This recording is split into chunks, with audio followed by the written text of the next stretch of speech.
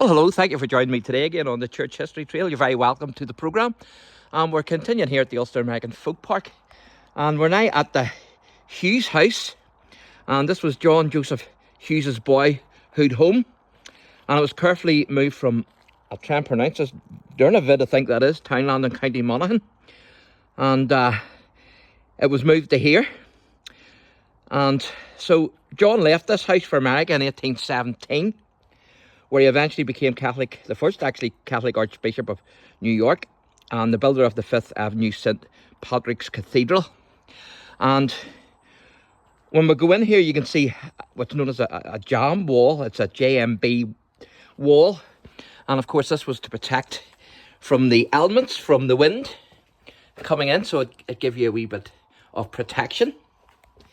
So I believe that one of his relatives is actually here and is going to have a wee chat with us. Hello, how you doing? Hello, sir. How are you today? I'm not so bad. It's a wee bit dark in here, but I suppose there's no electricity because it hasn't been invented yet. We'll do what's called, we'll turn a turf and we'll see if we can get a bit more light, because that's what we do. You turn a turf, we get a bit more light. Well, indeed, that's brilliant. So it is. There we go. Turn a turf. So you were related then to the man himself? Yes, that's right. My mum was his cousin, so my name is Anne Hughes. Yeah. And can you tell us a wee bit about the history then? I would be happy to. Yeah. Well, the year's 1882. My cousin, my second cousin, him and his family were here for many years, but when he was John Joseph, he was one of the middle children.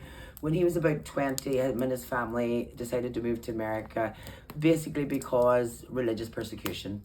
His sister was denied a Catholic burial, and this was the last straw for the family. They also, were victims of the penal laws.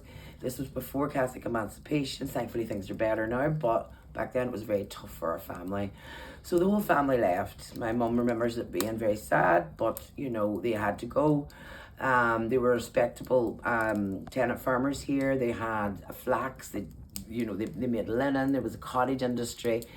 But it's a good job they did go to America, because my cousin John Joseph Hughes, who was always a very religious man, very proud of being Catholic, he was a gardener here in this house when he lived here.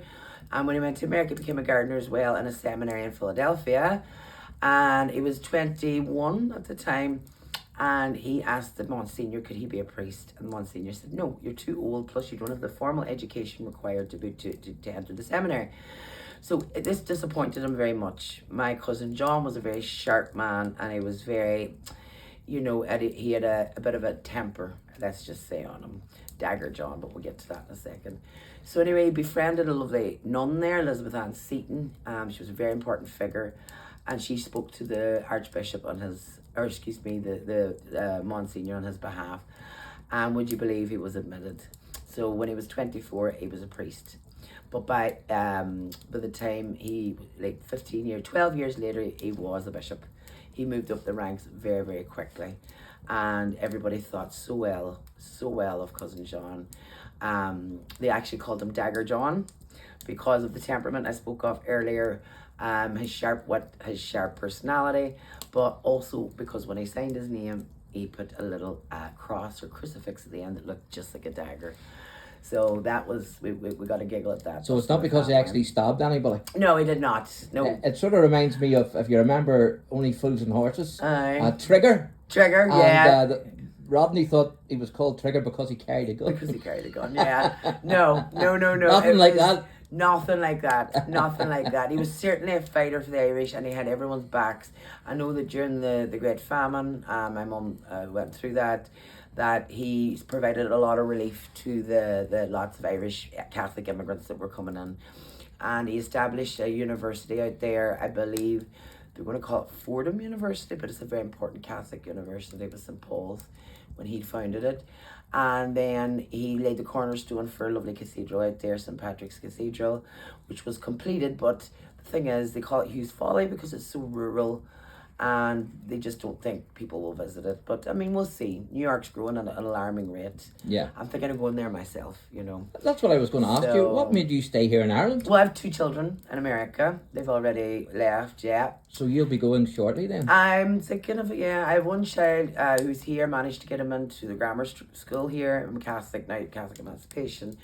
Thankfully, it was many years ago. So now my son's doing quite well here at grammar school. So I'm going to see when he's 18 what he wants to do. But my children are doing well out there. You know, I've got one in the mountains of Tennessee, and I got one down in the swamps of Florida. Very So good. he can stand the heat. So the heat is very, very warm. So I think if I was going, I would go to Tennessee because it's more like Ireland, the lovely green fields and rolling hills. So, but I will certainly go by New York and visit Cousin John's Cathedral. It's a Well, you'd have to go to New cathedral. York, wouldn't you? Have to do it, yeah. Well, if we get the boat will take us into New York. Or, well, actually, Mum was saying that it's cheaper to go to Canada and then to travel back down. But, I mean, again, we'll see. I am saving. So, again, we'll see. I would like to join my children out there. When they start having their own children, I want to be granny, because I had a very good granny, and I want them to have that experience too. Well, you're talking about obviously going on ship here across. Yeah. Now, I've heard a wee rumour about those ships. They call them coffin ships. Yes, well, they did, yes, during the Irish famine. So, yeah, it's been 40 years since then, but yes, absolutely, during the Irish famine, they were overcrowded, they were full of disease. There was no medical check. There's a medical check now before you even get on a ship. Oh, is there? Yeah, they check them too when they're going out. Before they go out into open waters, they come in and they count the passengers to make sure you're not over the berth. I had a few friends. Well, my mum really had a few friends, family members that went out at that time, and a lot of them died, and they would get buried at sea. So there was one ship in particular where 40% of the passengers died. Oh my So goodness. that's why Mum didn't go, because she was very scared of getting on one of these dastardly ships. They were horrible. And then my family also went to Liverpool. Oh, had you? So we did, yeah. Our family, I guess, are travellers. They like to get out and about.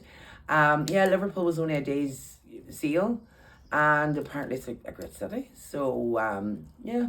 Well, now you know. probably wouldn't have heard anything about this, but there's actually a Wick football team from there called Liverpool, but you Right. wouldn't know anything about that No, because that hasn't no. actually happened yet. No, that is Oh, it not. hasn't. No. And all the Liverpool fans now will be going daft. Oh goodness! I really hope that they establish a good football team, and that they do well. And I of, do. of Yeah. course, I had to say that because my 2 brothers support Liverpool. Yes.